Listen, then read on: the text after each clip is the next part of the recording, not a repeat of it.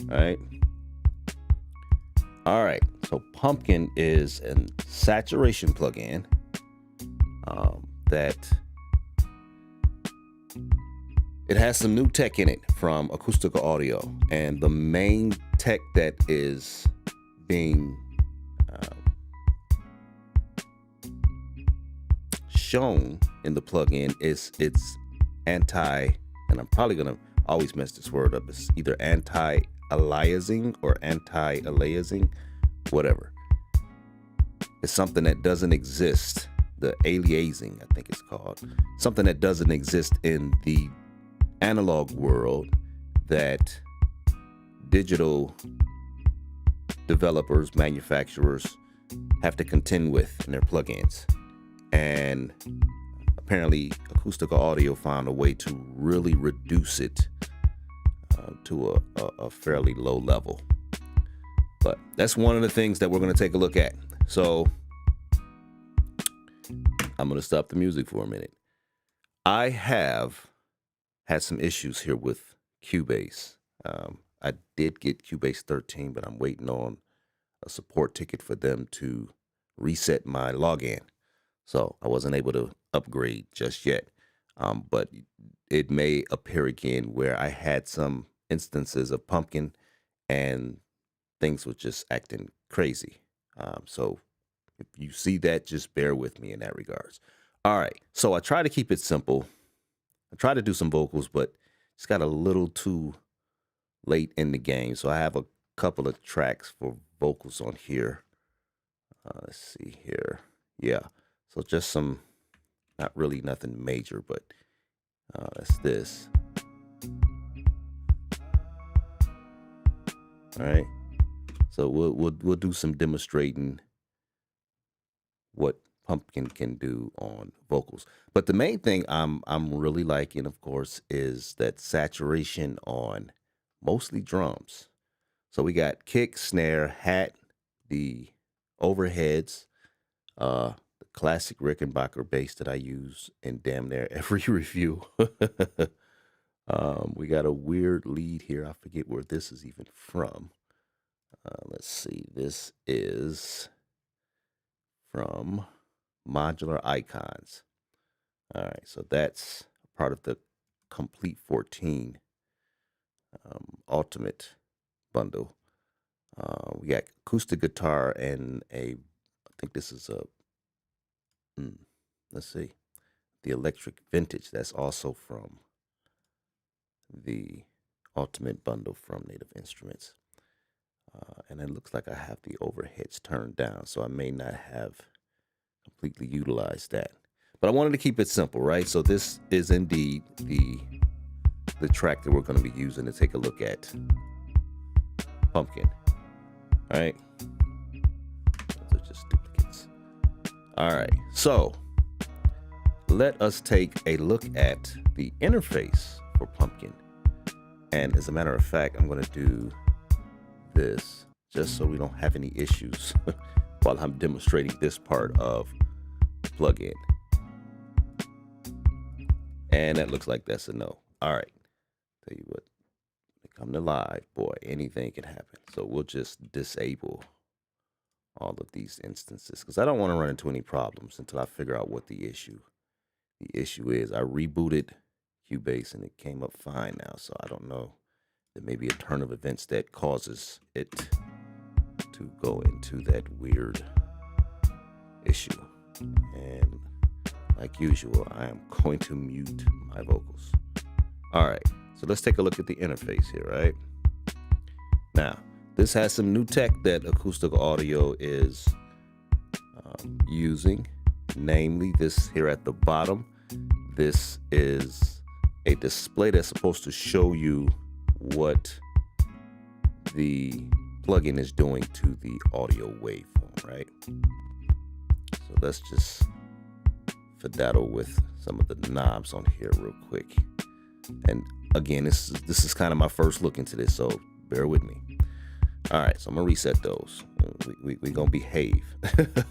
All right, so you got the input, which is, as you can see, gain compensated. And you can see how it reached up there and plugin is actually doing something now, right? So that's one way. The other way is the drive, right? Now that's doing something without the auto compensated input being increased. So that's that. The shape of the saturation is here. Now large. So let me increase this so you really can hear what's going on, right? Right. So that's large. It really does. It's just smashing the hell out of it, right? And then small is just the opposite, but you still get some subtle saturation going on there, right? All right. So let's reset all of those. I'm gonna put the drive to 5 here, just so we have something going into the plug-in, and I'm going to turn the large up just a little bit as well. All right, so in the middle is showing you your signal.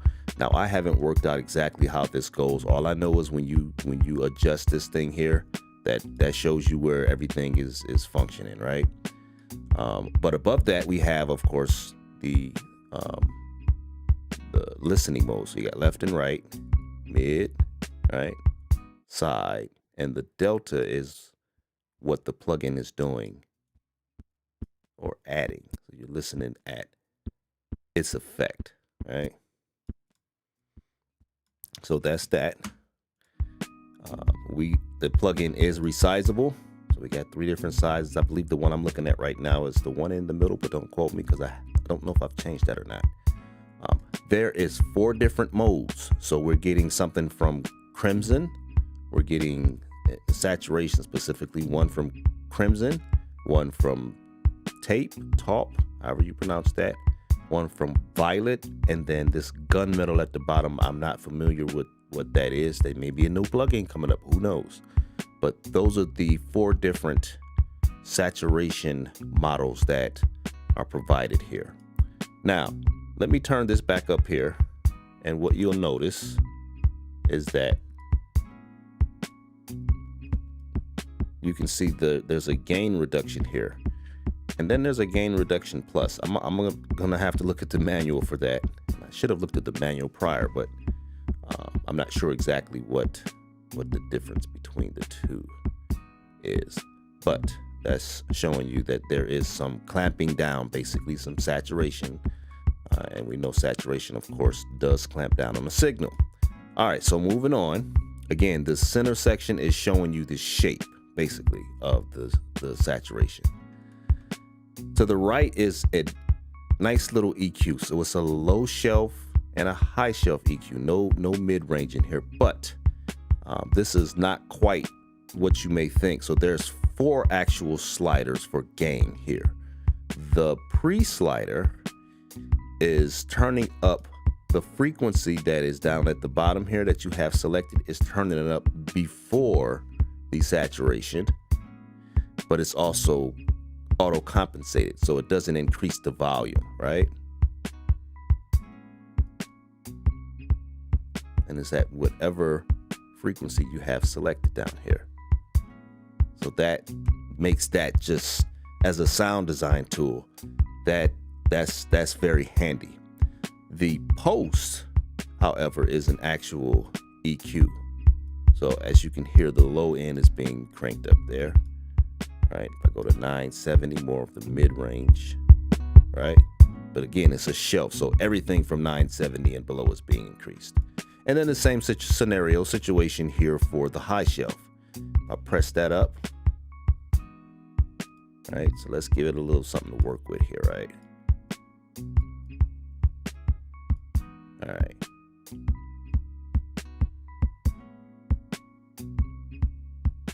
So it's very subtle with that because I have it on, what is that? It's on, it's at a low point. So let's put it at a high point.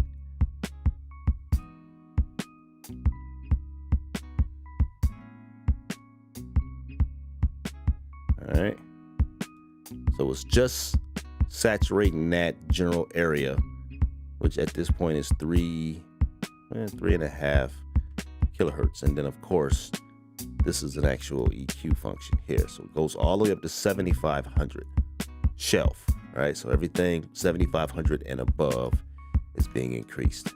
And then the usual, you have an output control and you have a dry and wet mix knob, right? Okay, so let's do this. I'm going to drive this thing just a little bit, right? And over here, the oversampling. This is where some of the newer tech is to be found. So you have regular oversampling, 1x, 2x, 4x, 8x, but then you also have these ones that have the AA on it, which is anti-aliasing, anti-aliasing. You know what it is, right? So let me switch at least this one over, and this right now is on the master. I'm going to shut my mouth for a bit, and we're going to listen to the differences, right? So here we go.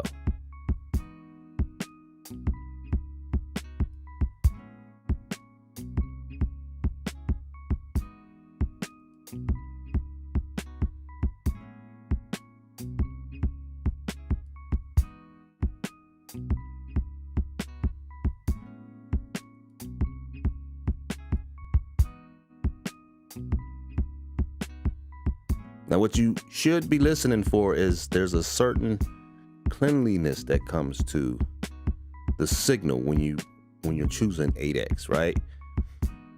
The aliasing that is usually inherent in digital products adds just this unnecessary and really unwanted noise to the signal. This is supposed to eliminate, or at the least reduce it to a workable level, the aliasing, whatever the hell it's called. Now, I do have by default, the plugin comes loaded in the eco mode. So if we switch this over to regular hyper EQ, things get a little bit more smoother with the equalizer, right?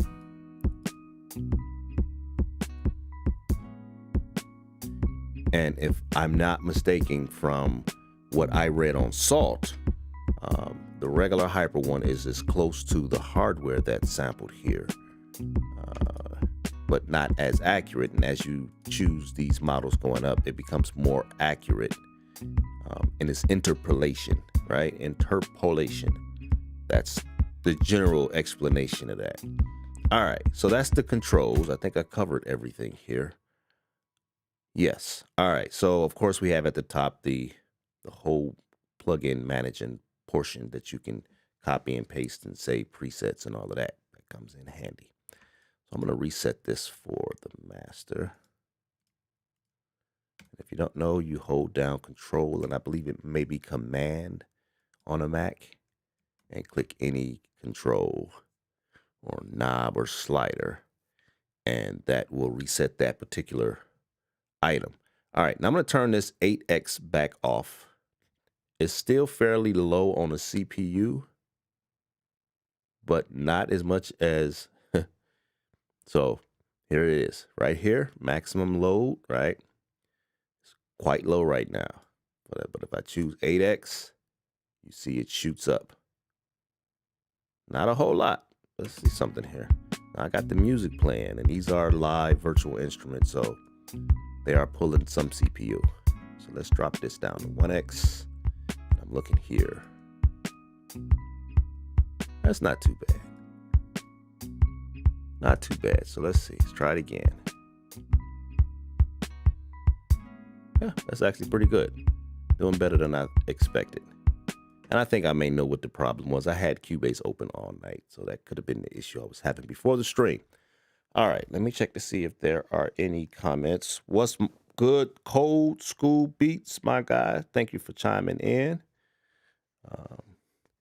We are really just getting started. So, but you know, yeah, went over the controls. Now I want to see what this thing does with the drums here. So I have an instance of Pumpkin on the kick, the snare, the hat, the overhead, but I also have all of those bussed to a drum bus, and I have an instance of Pumpkin there as well. So let's start with the kick drum and see what this thing can do for our kick drum.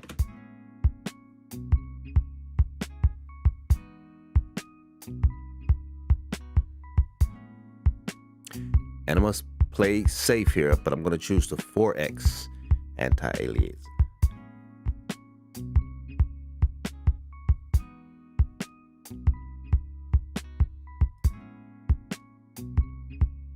Interesting. There it is. I'm going to pull this back some.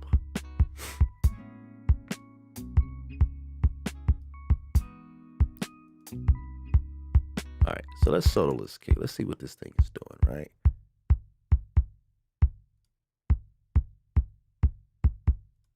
Check out the delta. Okay.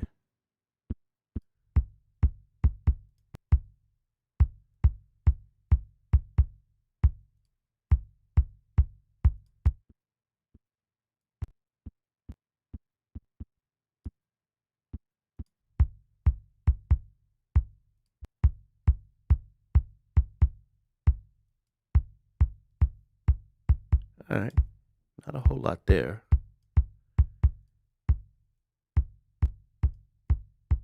I hear it now.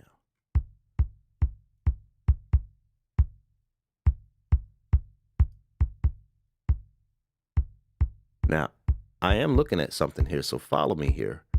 Look at the output here, right? So we're peaking around negative 14.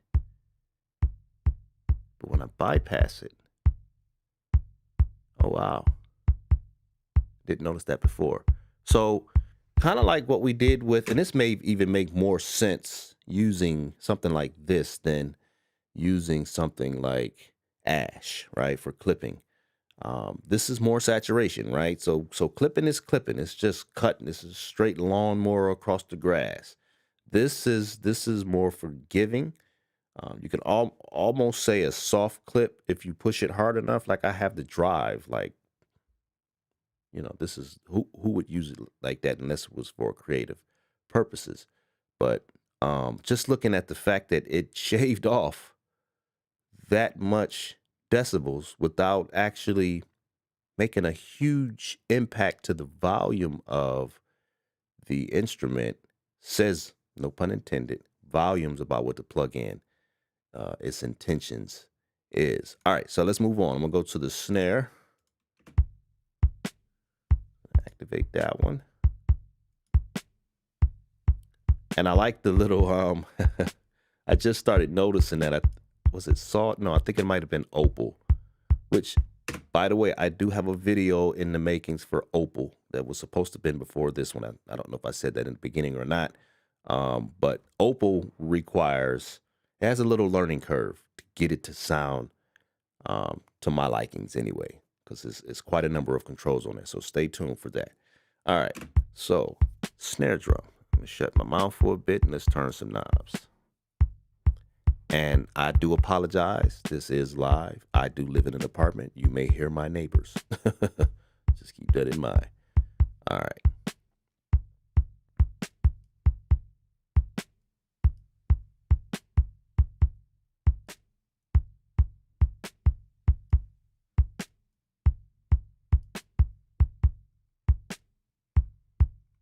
It's bypass. Take a look at the meters. I can tell I didn't do any gain staging here. So right now we're at negative, around negative 18.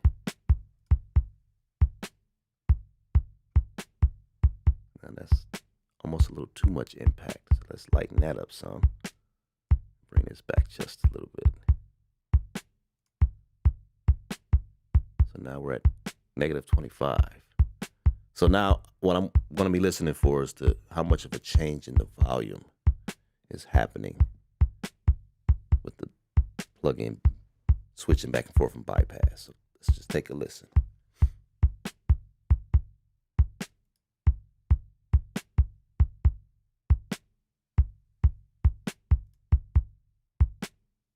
All right, so what I'm going to do, I'm just going to compensate a little bit here.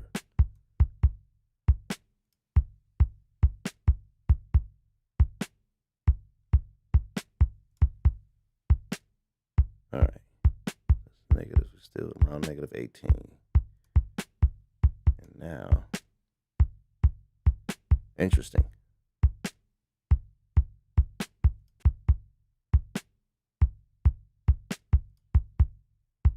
Okay, Let's see what some of these other models sound like as well. So let's just go to top.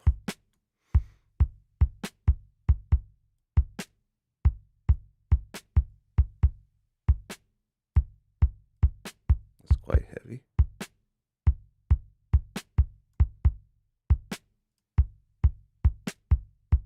Okay. So definitely the transients, as it should be, are being squashed. I mean, it is saturation. That's the point.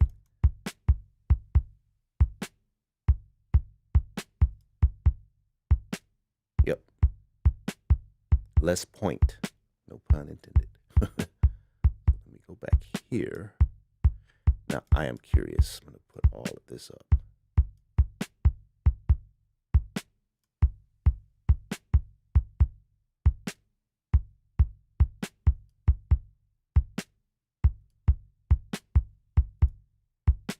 Turn the 8X on.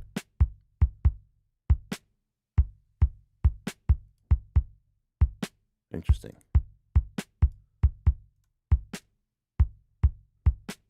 All right.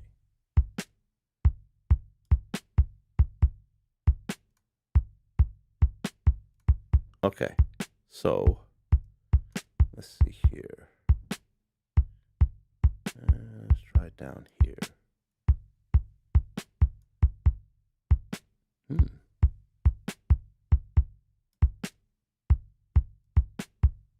I like that.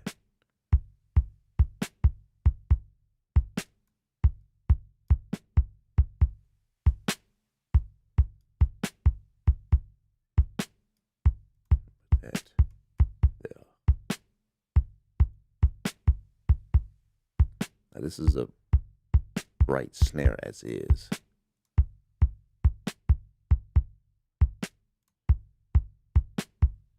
I'm gonna lighten up on the input here.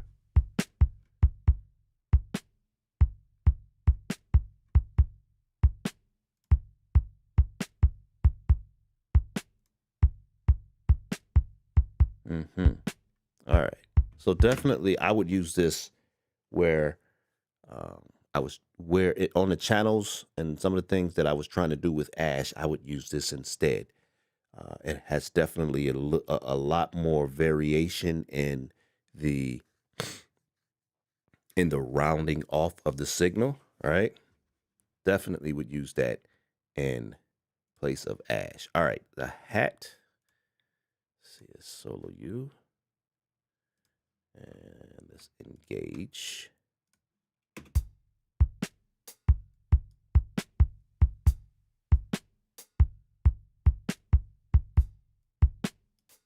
Yes. Oh, I'll be looking for this. I'm gonna be honest with you. Sometimes I want my hats to. I guess it's called. The best way I can describe it is a splattering effect, right? Have a splattering effect on hats when you get from a sharp to a just a. Sometimes you want that. Depends on the kind of music that you're doing. But I'm loving what it's doing here.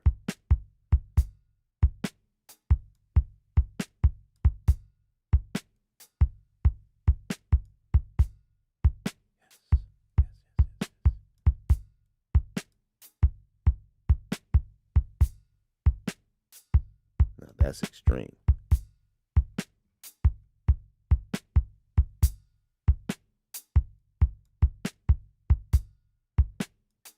All right, so that's the hat. We're just gonna leave it right there for right now. Let's move on. Again, I don't think we did anything with the overheads, but there's quite a bit more information. Oh, those claps. That's what this mainly was for. Those claps. Okay. Well, let's see what we can do with those.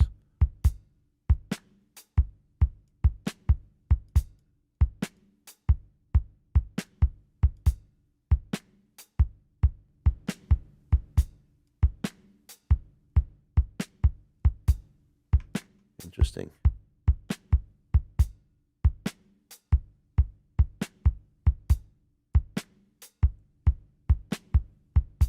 All right, I'm gonna leave that there for right now. Let's move on to the bass.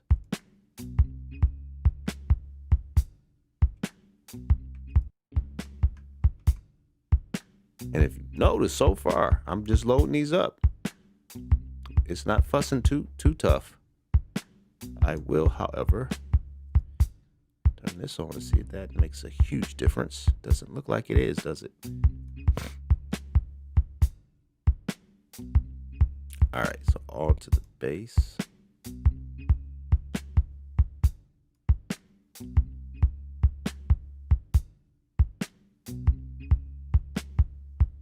All right, so I am going to disengage everybody else from solo, just solo the bass.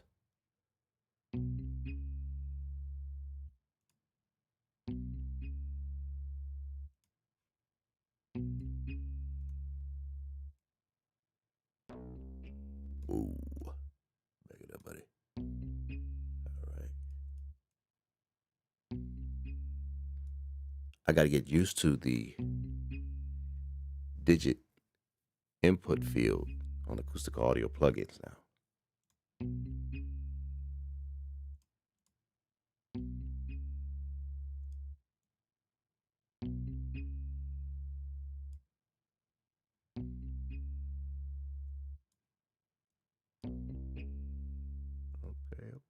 Okay.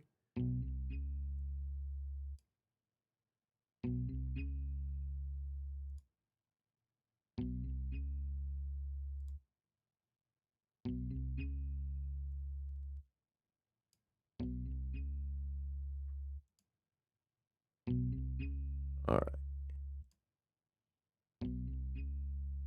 So it's giving it more growl. I tried to get it just the edge of that.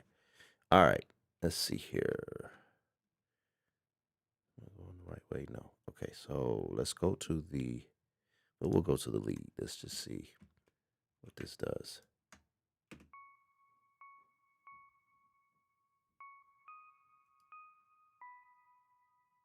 Yeah, I like the little Acustica audio logo that pops up when the plugin is loading. I think that's a perfect touch.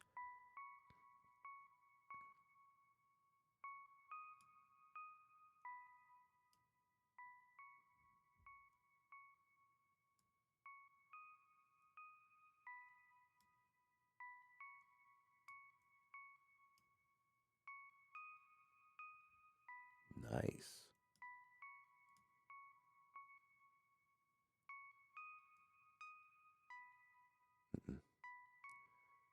What I'm hearing. Well, first of all, my neighbor's banging on the floor. But what I'm hearing, and let me listen.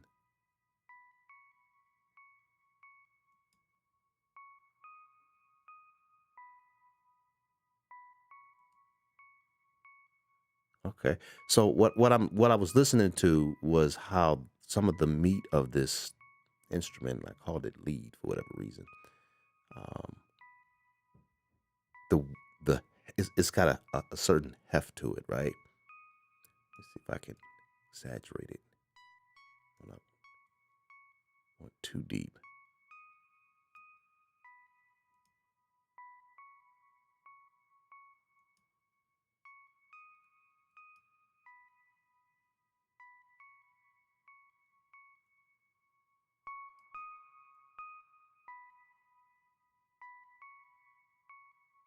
I like what it's doing to the signal. It's very subtle. And what I'm talking about is a combination of the EQ as well as the saturation. So the saturation is keeping some of the heft on the on the um on the signal, and but at the same time I'm cutting out the low end, the part that I feel like I don't really need with this particular instrument, and it still has the some of the heft maintained there. So looking at the bottom here, you can see it's just reducing the real peaky stuff, right? So it's keeping those things that are just reaching across the the threshold, so that again, I guess the best way I can explain it is take a look at the meter here. So right now we're at negative 45.7, and it's consistently right there. But if you look at the signal, of course, it's not consistently at a volume like this portion here. That's obviously a piece that it's reducing more than the rest. So this is working kind of like compression without compression, right? So it's giving you the ability to do clipping without clipping. It's not, but it's giving a color to the signal. So yeah. All right, so that's the lead. Let's see here. Let me check the comments. Any plans to upgrade to Cubase 13? Yes, sir. I literally just got the upgrade 5 minutes before the stream.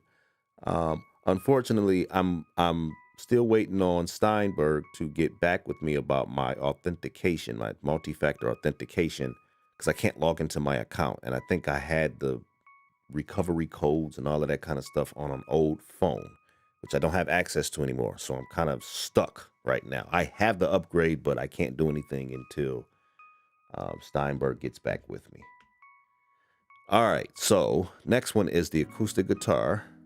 So let's see what we got going here. Did I do anything? Oh, apparently I already made some changes here.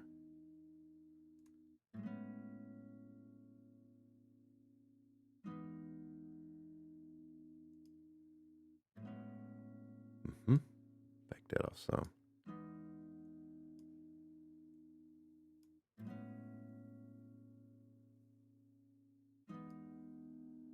I don't like that.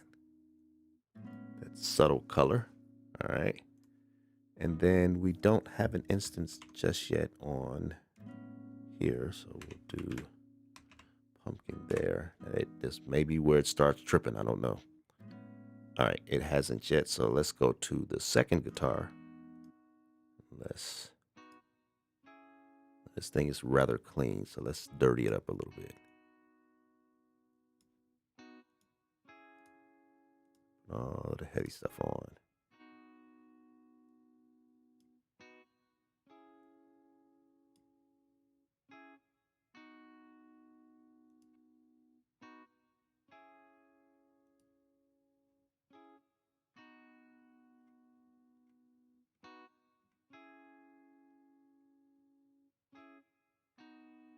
Yes.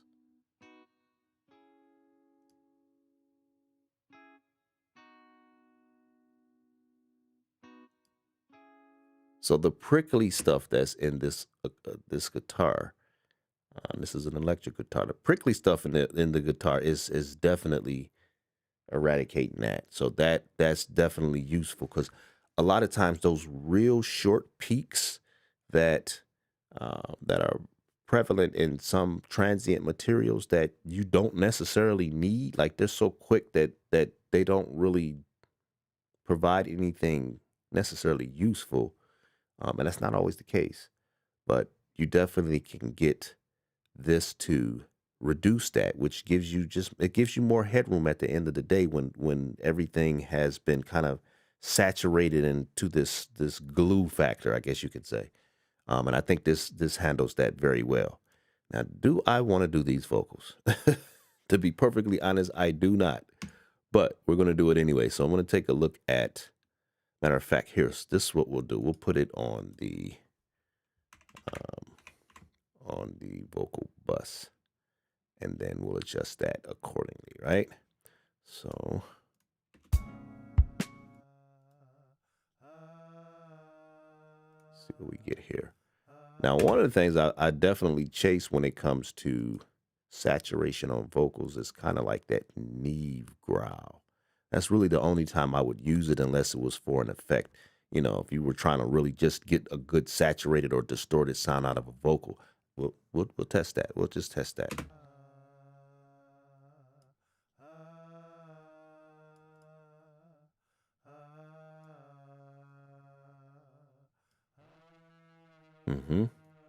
So that's more of an effect right there.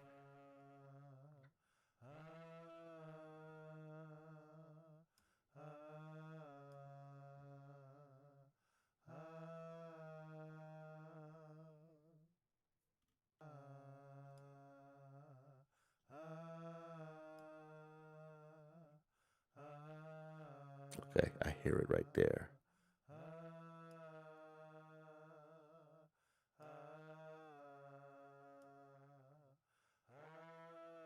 Oh, wow.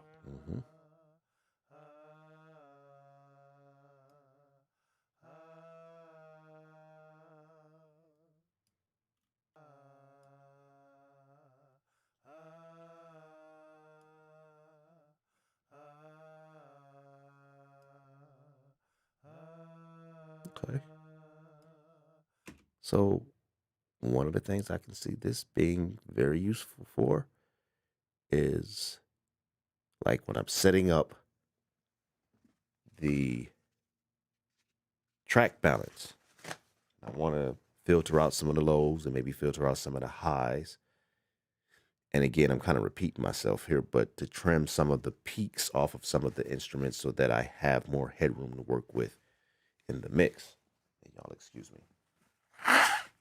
I actually caught COVID a few weeks ago and did one of my special remedies to kill it. I killed it in one day, but man, the recovery from that and all of the stuff that my body is pushing out, I'm still feeling some of that. So y'all bear with me. All right, so we did a little something on the vocals. I did want to make sure that, let's see here, we got 4x for this one. For the other guitar, we did 8x, and we're still fairly low in CPU usage. All right, so let me play everything now, and then we'll dabble with the master. No, we'll dabble with the drum bus next, actually. So let's do that. So let me just turn the drum bus on. And let's see. And as you can hear, it's a very simple drum track. All right, so let's see. I already got some stuff apparently going. Let's reset this.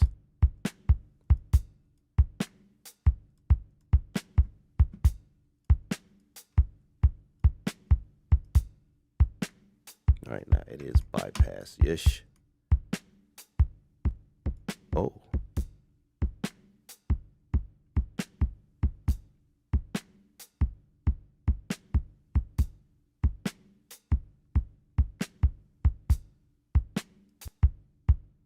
Yes.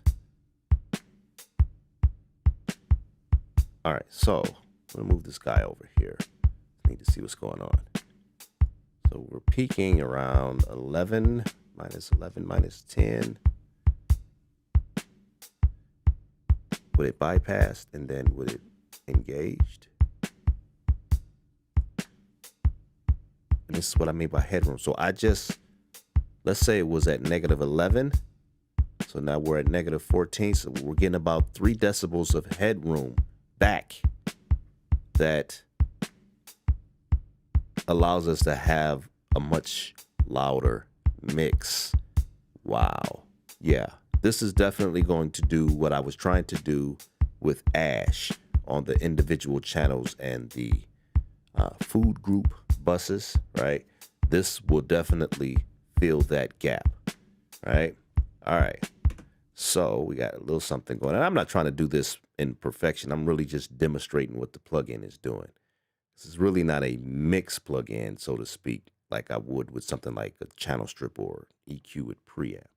All right, so last thing we're going to do here is dabble with it on the master with all of the plugins or with all of the channels having a plugin on it.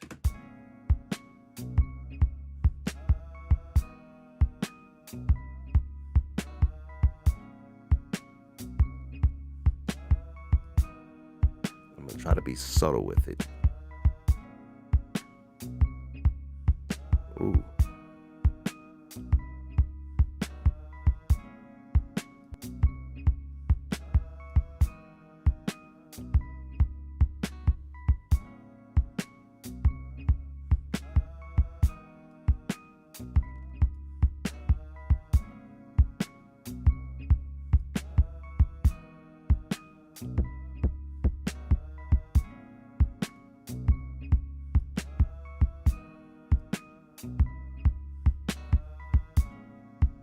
Nice.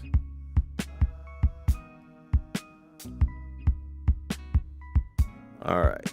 Now I really shouldn't be doing any EQ changes at this point because I have the wrong headphones on. Unfortunately, and I think that's another reason why I wasn't able to get a video out is my AKG 702s. I don't even want to pick them back up. It appears that one of the channels, one of the headphones went out. So that's just, anyway. So I shouldn't really be doing any EQ moves here. I did have Sienna on. That may have been another thing that was causing some issues with the CPU, so I turned that off. At any rate, good for just, getting a little extra glue in there. So let's listen to it bypass, and then, of course, with it activated.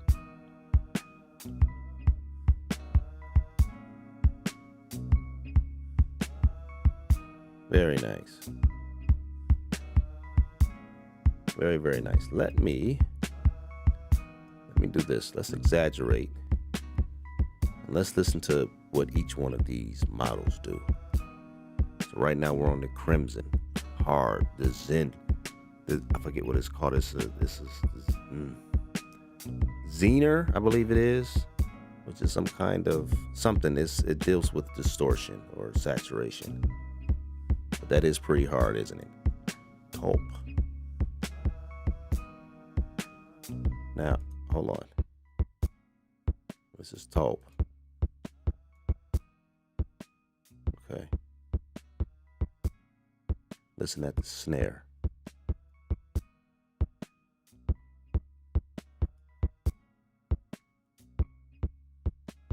Yeah.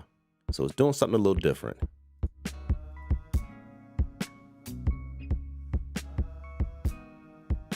All right. Violet. Now, Violet had the most kind of apparent saturation noise to it. Right?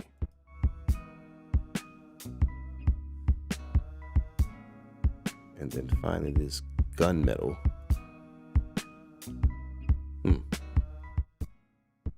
It's doing a lot though. So right now we're on the master. Negative 15.6. Oh yeah. Now, of course, I would adjust some of this so that the saturation is barely audible. Unless, of course, once again, it's intentional. And sometimes it is. Let's see what this is all about. Okay. So, my thoughts on Pumpkin. This tech is lovely coming to Acustica Audio. And I'm looking forward to how they utilize what's on offer here and some of the newer plugins, and maybe, don't quote me on this, and maybe in some of the newer, older plugins, not necessarily the older plugins. There is some things about the older plugins that I just want them to keep. The one thing I would like to see is just lower CPU usage if possible. But something like Sand, like the Sand EQ, that's my baby right there. I don't even need to use the EQ portion. I just like the preamp portion that is on that plugin. But of course, it's not as light on the CPU as something like Salt or even Pumpkin here. So there is a certain trade-off. But what they're doing with this tech here is beautiful. And not only that, you see they breaking out of the usual interface. So like, yeah, they're starting to use some of the more modern processes for displaying information. Outside of that,